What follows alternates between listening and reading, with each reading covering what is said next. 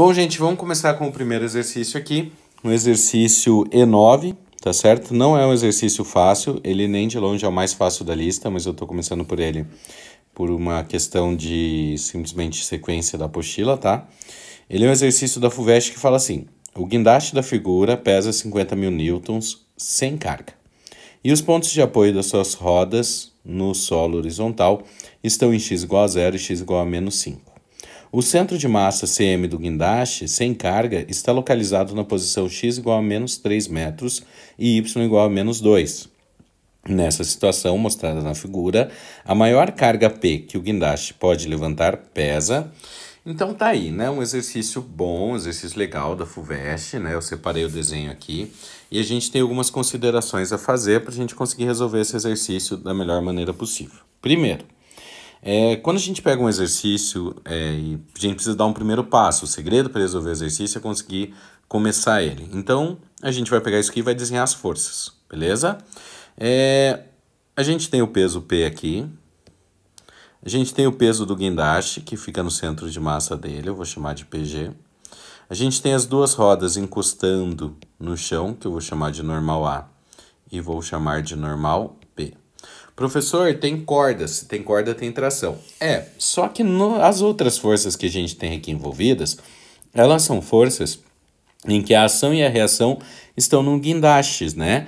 Então elas vão se anular. Então eu não vou pensar nelas, vou pensar só nessas forças, que são forças em que a ação está no guindaste e a reação está fora dele, né? Que vai estar em algum outro lugar, como por exemplo na Terra, tá bom?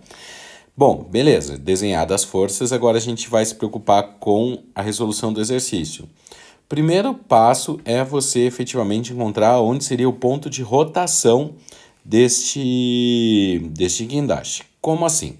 Se ele for tombar, ele tombaria sobre qual ponto?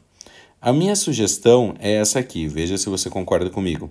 Se ele fosse tombar, ele tombaria sobre a roda dianteira, né? Essa parte da frente viria para cá e essa parte de trás subiria, correto? E aí ele ocorreria um tombamento. Então eu vou considerar que o meu ponto fixo, ele está sobre o pneu da frente. Ali seria meu ponto de rotação, tá bom? Essa é a primeira consideração que eu tenho que fazer. A segunda consideração é a seguinte: se ele estiver na iminência de tombar, se ele estiver ali quase tombando, no limite dele de ficar paradinho, a normal A ela vai ser igual a 0. Por quê? Porque o pneu de trás ele estaria quase desgrudando do chão, né? Esse quase desgrudando na física é um valor tão pequenininho que a gente considera 0. Então é como se a força dessa força de normal A não existisse, tá? Eu vou até apagar ela aqui, porque como ele está quase desgrudando, a normal A não vai existir, beleza? Bom, então agora a gente tem as forças que estão atuando. Esse guindaste está em equilíbrio. Isso quer dizer que a gente tem as condições de equilíbrio para usar com ele, como, por exemplo, soma das forças igual a 0, mas ele é um corpo extenso, então eu vou fazer a soma dos momentos igual a 0. Então, quer dizer, se a gente considerar todos os momentos dele, a resposta dessa soma vai ser 0, beleza? Bom, vamos pensar então em quem está criando o momento aqui e vamos ver se esse momento é no sentido horário ou no sentido anti-horário. Vamos lá. O peso P da caixa faria o guindaste girar no sentido horário. O peso do guindaste faria ele girar no sentido anti-horário. E a normal B? A normal B faria ele girar? Não, né? Se eu olhar a linha de ação da normal B, né? A gente olhar essa linha de ação, ela tá passando exatamente sobre o centro de rotação. Então a normal B, né? Essa normal B não tem momento. Ela não faz o nosso guindaste girar, tá? Então, o que sobrou é o momento do peso do guindaste e o momento do peso da caixa que ele está levantando, tá? Como a gente falou, para simplificar essa equaçãozinha, a gente faz assim, ó. O momento no sentido anti-horário é igual ao momento realizado no sentido horário. Então, vai ficar o peso do guindaste vezes a distância do peso do guindaste até o centro de rotação é igual ao peso da caixa vezes essa distância do peso. Bom, agora vamos falar das distâncias. Primeiro, a distância que a gente mede é sempre uma distância da linha de força, né, até o centro de rotação. Então, a linha de força do peso do guindaste é essa linha aqui. Então, a distância é essa distância horizontal. Você não precisa se preocupar que esse centro de massa está um pouquinho para cima. Não tem problema, porque a gente está medindo a distância de uma reta até um ponto, tá certo? E aí, essa distância vai dar 3 metros.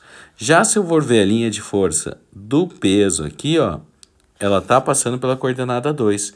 Então, essa distância vai ser 2 metros. O que faz com que a gente resolva esse exercício da seguinte maneira. Vamos pegar um azulzinho aqui.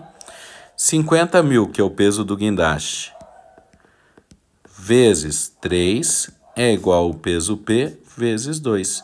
Faz essa continha e encontra o peso P igual a 75 mil newtons, né? Respostinha, vamos olhar lá. Tchau, letra C. Fechou? É isso aí, primeiro exercício. Vamos para o próximo. Bom, pessoal, vamos para o segundo exercício, então. Esse exercício é um exercício mais tranquilo, tá? Que a gente vai resolver. Você vai ver que ele vai ser relativamente mais simples que o anterior. Então, assim, ó, um homem de massa igual a 80 kg está em repouso em equilíbrio sobre uma prancha rígida de 2 metros de comprimento, cuja massa é muito menor que a do homem. A prancha está posicionada horizontalmente sobre 2 apoios A e B em suas extremidades, e o homem está a 0,2 metros da extremidade apoiada em A. A intensidade da força em newtons que a prancha exerce sobre o apoio A é equivalente. Nota bem, primeira coisa que a gente nota nesse enunciado é isso aqui, ó, cuja massa é muito menor que a do homem. O que ele está falando? Ele está falando para desprezar o peso da prancha, tá? Então, a gente vai desprezar esse peso, a gente vai usar só o peso do homem e as outras forças. Então, vamos lá para o desenho esquemático. Então, ele tem a prancha, o cara está a 0,2 metros do ponto A e a 1,8 metros do ponto B. A gente vai começar aqui colocando as forças que a gente conhece, tá? Então, a primeira força que a gente vai colocar é o peso do homem. Então, aqui eu vou chamar de PH, peso do homem. Está encostado em B, então teremos a normal B. Está encostado em A, então teremos a normal A. Não vou colocar o peso da prancha bem no meio dela, pelo simples fato de que não precisa, tá certo? A gente não vai precisar do peso dela, tá bom? Então, se eu for fazer esquematicamente essa barrinha só com as forças, a gente teria algo que seria mais ou menos assim. A gente teria normal B, peso do homem, normal A, né? E aí, se a gente quiser colocar as distâncias, vou pegar aqui, ó, da extremidade até lá, 0,2 metros. E aqui, no caso, a gente vai ter 1,8 metros, beleza?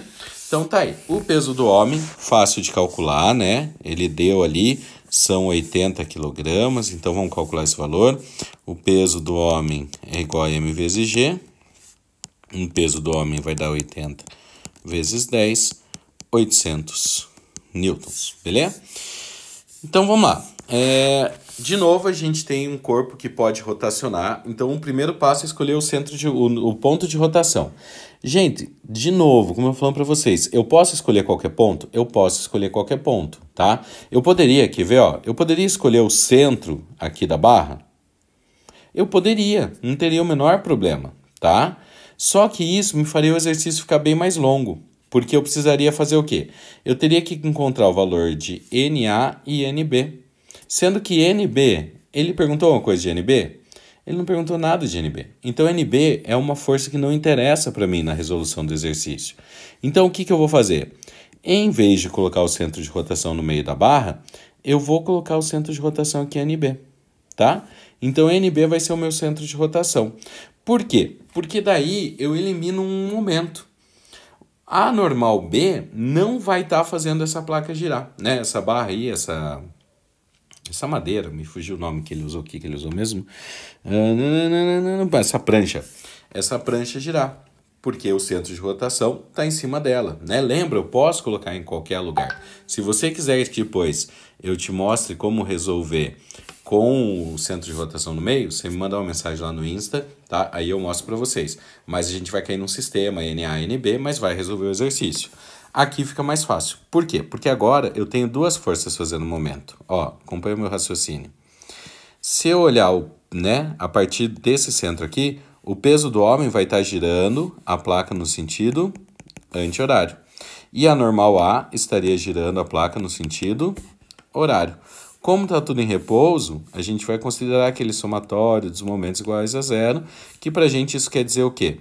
Momento no sentido anti-horário é igual momento no sentido horário. Quem que faz momento no sentido anti-horário? O peso do homem vezes a distância, né, que ele está do centro de rotação.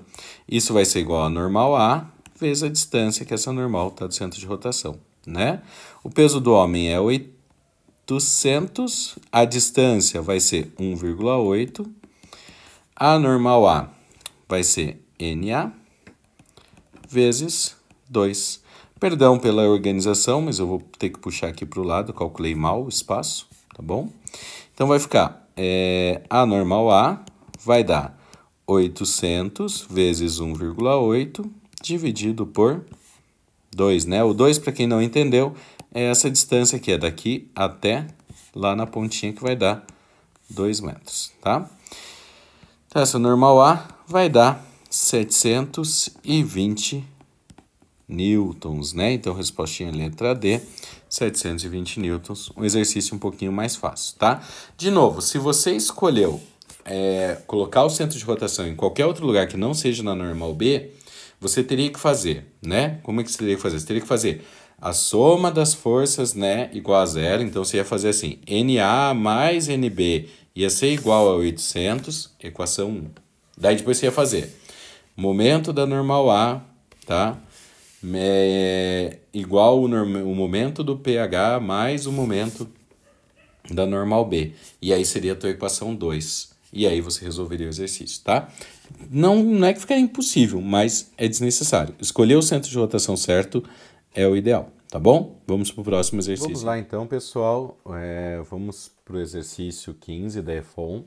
Um exercício de resolução não tão complicada, mas de interpretação difícil. Então, preste atenção. Uma régua escolar de massa M, uniformemente distribuída com o comprimento de 30 cm, está apoiada na borda de uma mesa com 2/3 da régua sobre a mesa. Um aluno decide colocar um corpo C de massa 2M sobre a régua em um ponto da régua que está suspenso, conforme a figura. Qual é a distância mínima x em centímetros da borda livre da régua a que deve ser colocado o corpo para que o sistema permaneça em equilíbrio? Bom, vamos olhar a régua primeiro, né? Vamos começar organizando as ideias na nossa cabeça. Então, a gente tem uma régua, tá? Deixa eu fazer ela mais bonitinha aqui. Essa régua, ela tem 30 centímetros. Então, se aqui é 0, aqui vai ser 30 centímetros, tá? Ela disse que, né, o avaliador disse que essa régua ela era uniforme. O que isso quer dizer? Isso quer dizer que o peso dela vai estar concentrado bem no meio. Então, tem 1, 2, 3, 4, 5, 6, 7, 8, 9. Então, 4 quadradinhos e meio, aqui vai estar o peso dela, né? O peso vai estar 15 centímetros das bordas, está bem no meio, né? Então, a gente for pegar aqui, ó, se eu fosse medir essa distância aqui, daria, né, 15 centímetros, beleza? Outra coisa, ele disse que essa régua, ela tá 2/3, né? Se você olhar lá no enunciado, 2/3 sobre a mesa. Quanto é 2/3 dessa régua? 2/3 dessa régua seria algo mais ou menos aqui, né? A gente teria aí algo em torno de 20 centímetros da régua estariam sobre a mesa, o que faz com que 10 centímetros esteja para fora da mesa. Tudo bem? Então, vamos olhar a figura do exercício e vamos tentar colocar esses dados aqui, então. Beleza? A régua é esse negocinho verde e vamos colocar lá. Aqui, até essa ponta aqui, a gente sabe que são 10 centímetros. tá?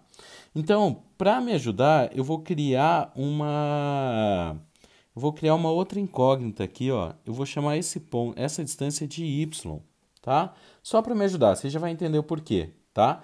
E aí, y mais x dá os meus 10 centímetros, beleza? A gente já vai entender o porquê. O peso dessa régua, tá? O peso dessa régua estaria aqui, né? Bem no meio dela. Então, esse aqui é o peso da régua. Ela vai estar, né? Se a gente for ver, ele está a 15 centímetros da extremidade, o que faria ele estar basicamente a 5 centímetros da ponta da mesa. Tudo bem?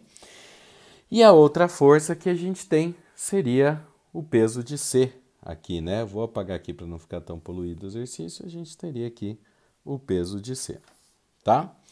Professor, não encostou na régua, na régua não está encostada na mesa? Não teria que ter uma força normal? Teria que ter uma força normal, a gente poderia representar ela bem no meio aqui em 10 centímetros, mas nota que o cara falou que a régua está quase caindo. Eu quero saber aquela situação em que o equilíbrio é aquele negócio de circo, sabe? Tipo, que cai, não cai, e assim por diante. Então, a régua está descolando da mesa. Por isso, como ela está quase descolando da mesa, a normal é tão pequenininha que eu vou ignorar. Eu vou manter só essas duas forças, tá? Para resolver o exercício agora, o grande segredo é quem? Encontrar um ponto de rotação que facilite minha vida em vez de complicar. Nesse caso está bem claro, né? Eu vou colocar o ponto de rotação aqui. Beleza? E aí, o peso da régua vai fazer girar no sentido anti-horário e o peso do corpo vai fazer girar no sentido horário. Como a gente está numa situação de equilíbrio, somatório dos momentos igual a zero, o que isso quer dizer? Quer dizer que o momento no sentido anti-horário é igual ao momento no sentido horário. Então a gente vai ter o peso da régua vezes a distância, né? Essa distância ali que a gente viu que é 5 centímetros, né? Vai ser igual ao peso do corpo vezes a distância do corpo. Aí agora a gente vai recorrer ao enunciado. A régua tem massa m. O corpo tem massa 2m, tá? Então o peso da régua vai ser m vezes g vezes a distância que a gente viu lá, que é 5 centímetros. Isso vai ser igual ao peso do corpo, 2m vezes g, vezes a distância que a gente chamou de y, né? Viu por que eu coloquei o y ali? Porque y é a distância entre o corpinho e a borda da mesa. A gente pode cortar aquilo que não vai usar, né? Então você vai lá e tsan, tsan, tsan, tsan. Não é que pode cortar o que não vai usar, pode cortar o que tem dos dois lados, né? E aí você chega à conclusão que y vai ser igual a 2,5 centímetros, né? Y é igual a 2,5 centímetros. Só que o que ele quer é x, não é y. Então eu relembro lá aquela condição que eu fiz inicialmente, y mais x é igual a 10. Então 2,5 mais x é igual a 10. X vai dar 7,5 centímetros. Essa é a resposta do exercício. Nós temos ali letra D, de docinho, beleza? Exercício legal, tá? De resolução não tão difícil, mas de compreensão, né? Essa compreensão inicial dele exige bastante do aluno, tá bom? Pessoal, para o último exercício eu peguei um da folha AZ que me foi pedido no Instagram. Eu achei um exercício bem legal, de nível alto, tá? Do Enem, mas depois que a gente conseguir compreender ele, talvez ele fique um pouquinho mais fácil aí. Mas ele traz um know-how que eu acho muito legal vocês irem para o vestibular com ele, tá bom? Então, vamos lá. O mecanismo que permite articular uma porta de um móvel ou de acesso, né? Então, tanto faz se a porta de armário ou não, é a dobradiça. Normalmente são necessárias duas ou mais dobradiças para que a porta seja fixada no móvel ou no portal, permanecendo em equilíbrio e podendo ser articulado com facilidade. No plano do diagrama vetorial, as forças que as dobradiças exercem na porta está representado em... E aí ele tem uma série de forcinhas aqui, né? E parece que assim, parece ser um exercício... Nossa, cara, cara, mas é um exercício bem legal, tá? Então a gente vai ter que analisar um pouco de como que funciona esse lance da dobradiça na porta, tá? Então a porta vai ter aqui, vamos fazer um desenho. A gente tem o batente da porta, né, que é aonde a porta fica presa na casa, tá? Vou colocar um chão aqui, chão, senão não passa no exame, né, do Detran, tá bom? E aí aqui, ó, eu vou fazer um pouquinho menor, eu sei que na sua casa não fica esse vão gigante que vai ficar aqui, mas isso é devido à capacidade de desenho do professor, tá bom? Tá a porta.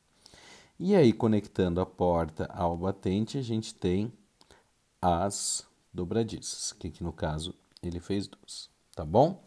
Bom, se eu for desenhar o peso dessa porta, nota que a porta, ela basicamente você não vai ter ela encostada no chão. Se a tua porta está encostando no chão, tem alguma coisa errada com a tua porta, ela não tem que arrastar no chão, tá? Ela fica flutuando ali.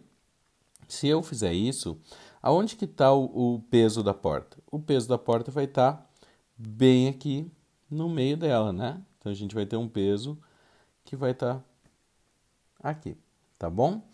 Agora o grande segredo é tentar entender o que esse peso faz com essa porta. Esse peso, ele faz com essa porta uma tendência de rotação, tá?